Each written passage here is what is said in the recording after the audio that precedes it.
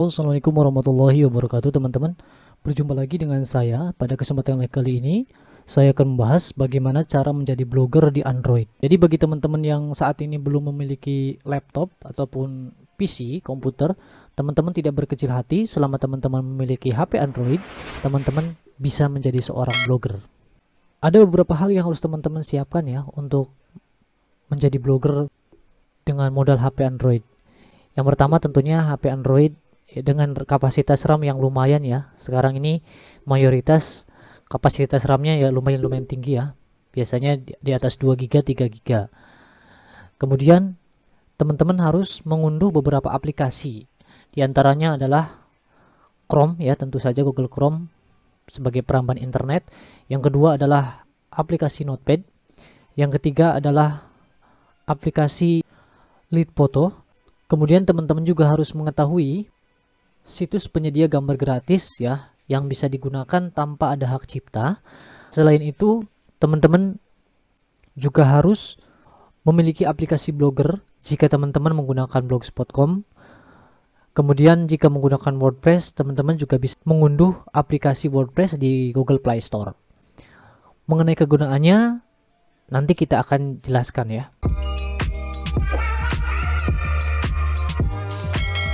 Oh iya, jika teman-teman membutuhkan tutorial langsung dari handphone, kemarin saya juga sudah membuat video khusus ya, cara menjadi blogger lewat HP, di mana tutorialnya langsung menggunakan screenshot layar smartphone.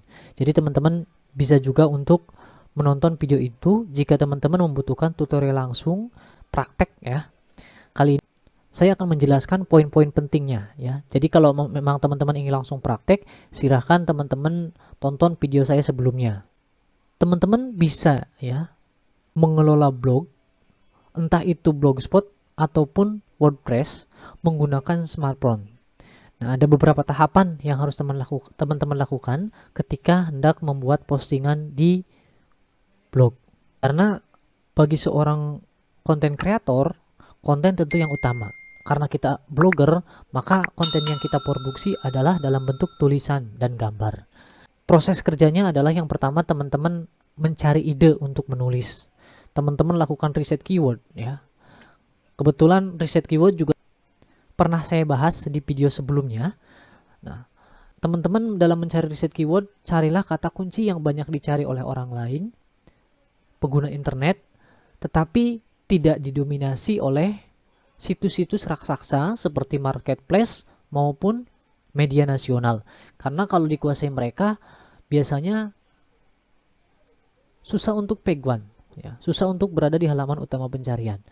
Seperti kita tahu, media nasional maupun marketplace, mereka memiliki dana yang cukup banyak dan juga tenaga-tenaga ahli dalam bidang SEO, sehingga mereka lebih mudah tampil di halaman utama pencarian. Maka sebisa mungkin teman-teman mencari kata kunci yang banyak dibutuhkan oleh pengguna internet, tetapi belum dibidik atau tidak ditulis oleh media-media besar. Setelah teman-teman melakukan riset kata kunci, silakan teman-teman mulai menulis di Notepad. Jadi teman-teman buka aplikasi Notepad dulu ya, jangan langsung ke Blogger. Nah, dengan menggunakan aplikasi Notepad, otomatis teman-teman tidak harus membutuhkan kuota untuk menulis, karena aplikasi Notepad ini sifatnya adalah offline. Sama seperti MS Word ya teman-teman, offline, jadi tinggal menulis saja, setelah selesai teman-teman simpan, jika ada waktu luang menulis lagi. Jadi dengan memiliki Notepad teman-teman lebih produktif. Dimanapun teman-teman berada, jika memiliki waktu luang, gunakanlah untuk menulis teman-teman. Misalkan teman-teman sedang mengantri di rumah sakit, sedang menunggu, apapun yang teman-teman lakukan, jika itu ada waktu luang, silakan membuat konten. Semakin banyak konten yang teman-teman buat, maka semakin cepat blog yang teman-teman bangun berkembang dan bisa mendatangkan pundi-pundi rupiah. Nah, setelah teman-teman di Notepad sudah selesai, minimalnya 600 kata ya, teman-teman silahkan cek bagian keunikan katanya. Tentunya ada banyak situs-situs yang bisa teman-teman gunakan untuk mengecek plagiat. Di antaranya yang saya sukai adalah plagiarismdetector.net, karena biasanya ini lebih akurat teman-teman. Saya cek di situs lain, lolos ya, unik, tapi ketika dicek di situs ini ada beberapa yang ternyata terdeteksi plagiat.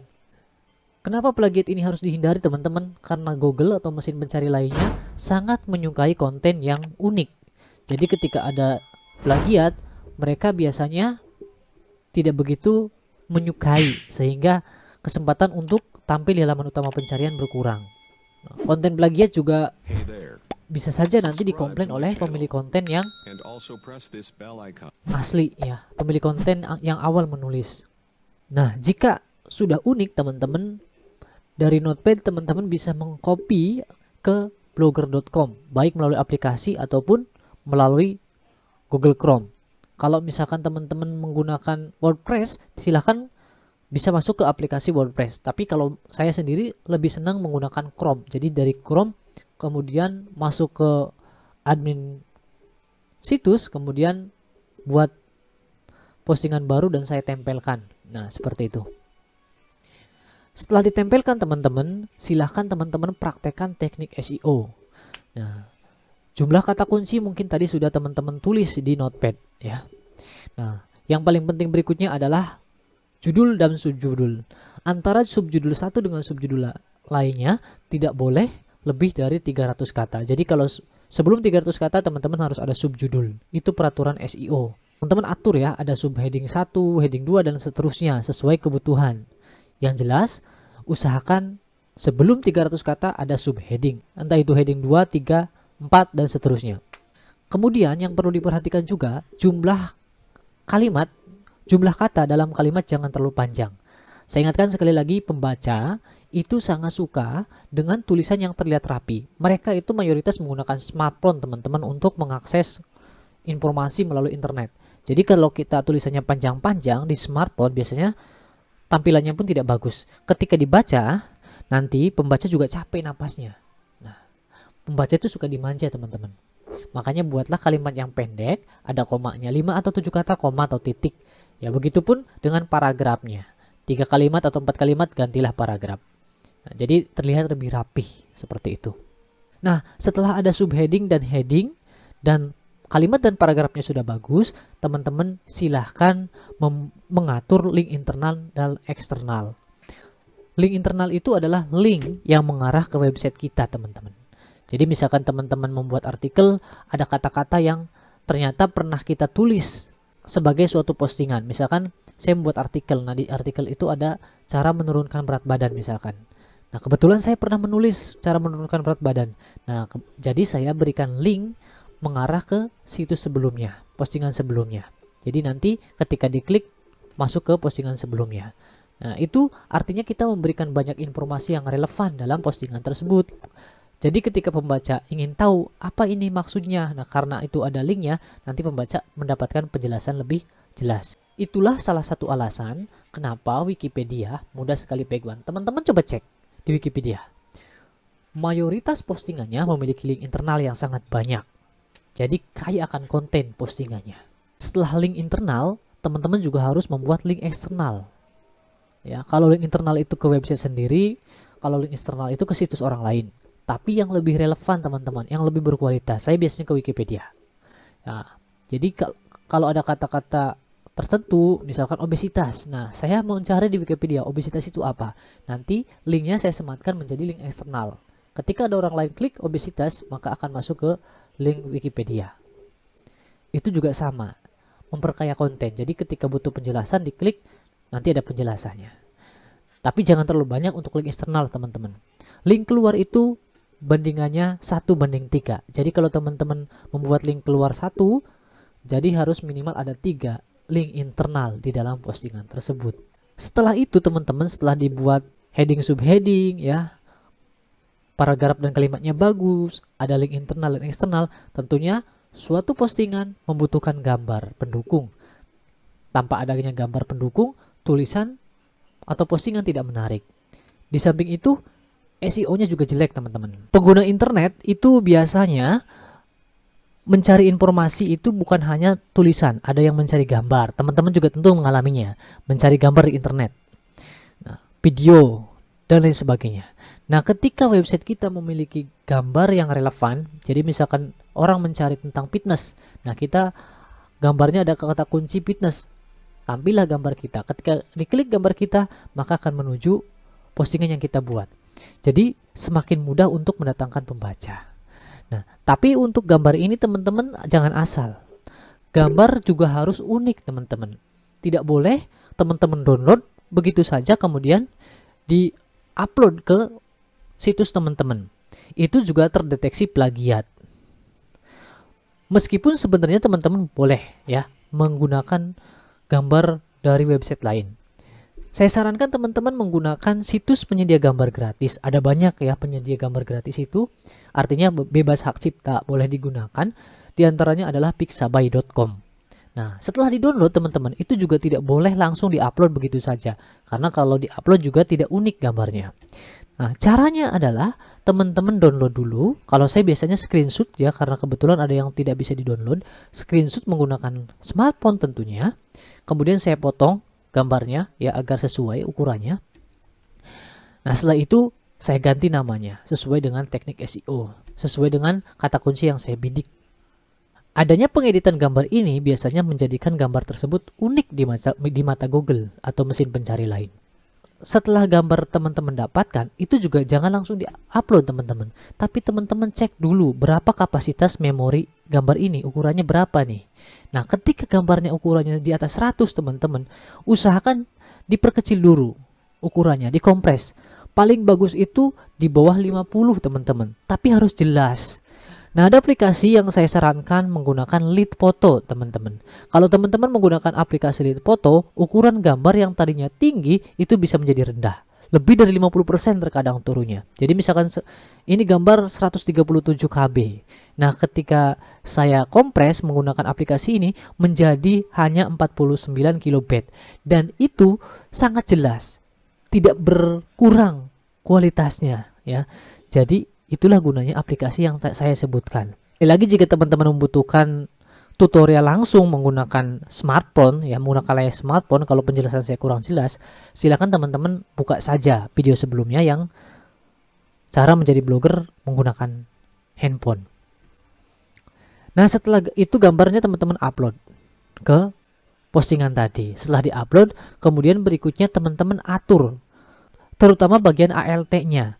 Masukkan kata kunci sesuai dengan kata kunci postingan yang kita bidik. Agar tadi ya, ketika dia mencari gambar, muncul gambar kita. Usahakan gambarnya jangan satu teman-teman. Disesuaikan dengan jumlah kata. Semakin banyak jumlah katanya, gambarnya juga semakin banyak. Kalau 600 kata, 2 gambar mungkin cukup ya. Kalau mau 3 gambar juga nggak masalah. Kalau misalkan 1000 kata ya 3 gambar lah. Seperti itu teman-teman. Nah, setelah gambar di-upload teman-teman, berikutnya teman-teman tinggal mengatur bagian postingannya di pengaturan agar SEO-nya bagus ya. Dimulai dari URL-nya ya, URL itu berarti ketika kita membuat postingan nanti misalkan detatang.com, nah di belakangnya apa? Nah, seperti itu URL. URL-nya itu harus diatur sesuai dengan kata kunci yang kita bidik, teman-teman. Setelah diatur sesuai dengan kata kunci yang kita bidik, berikutnya yang tidak kalah penting adalah bagian deskripsinya juga harus mengandung kata kunci. Buat 150 karakter, tapi harus mengandung kata kunci. Jadi kalau kata kuncinya cara mengatasi ketombe, di awal tulislah cara mengatasi ketombe, atau mungkin di tengah ya, tengah-tengah tulisan. Yang penting jangan lebih dari 150 karakter. Itu nanti akan muncul teman-teman. Ketika tampil di halaman utama pencarian, nanti akan muncul di bawah judul. Jadi ketika ada pengguna internet melihat, nah mereka membaca judul, mereka juga akan membaca bagian deskripsi. Kalau misalkan bagian deskripsi menarik, mereka akan lanjut membaca. Itulah pentingnya bagian deskripsi, teman-teman. Nah, jika ini sudah diatur dengan baik, selanjutnya teman-teman silahkan publish. Ya, klik publish, maka terpublish tulisan kita. Lalu apakah selesai begitu saja? Tidak, teman-teman. Setelah selesai, teman-teman silahkan daftarkan ke Google Search Console. Dari HP pun bisa, teman-teman. Teman-teman yang penting sudah masuk emailnya ke Chrome sesuai dengan email yang teman-teman gunakan untuk blog. Nah, setelah itu buka Google Search Console menggunakan handphone. Di Google bisa dicari, nanti diklik. Nah, setelah itu kopikan link artikel baru tadi, terus minta pengindekan. Maksudnya apa, teman-teman? Tujuannya adalah supaya lebih cepat diindeknya oleh Google. Karena kalau lambat bahaya, teman-teman. Kalau ada misalkan yang memantau blog kita membuat postingan baru, kemudian di-copy oleh orang lain, terus dipublish di blognya. tapi kecepatan indeksnya lebih cepat daripada blog kita. Akhirnya ketika konten kita terindeks, terdeteksi plagiat, padahal kita yang pertama. Itulah ruginya kalau website kita kecepatan indeksinya lambat. Jika teman-teman ingin blognya kecepatan indeksinya cepat, silahkan perbanyak postingan setiap hari. Lama-lama, tanpa diminta pengindekan pun, postingan yang teman-teman baru publish itu sudah terindeks, teman-teman. Saya pikir penjelasannya cukup lengkap dan jelas, teman-teman, bagaimana cara menjadi blogger dengan HP Android. Jadi teman-teman dengan model HP Android saja sudah bisa berkarya. Jangan ada alasan lagi, teman-teman. Saya belum punya laptop, saya belum punya komputer, jadi tidak bisa mengelola blog. Salah. Cukup dengan Android saja sudah bisa produktif. Kuncinya ada di teman-teman sendiri. Mau atau tidak. Jika mau, lakukanlah. Terima kasih telah menonton video ini. Jangan lupa subscribe ya, agar tidak ketinggalan informasi-informasi penting lainnya. Dan silahkan tonton video pendukung lainnya di bagian deskripsi, terutama yang cara menulis artikel SEO bagi yang belum paham. Semoga bermanfaat. Wassalamualaikum warahmatullahi wabarakatuh.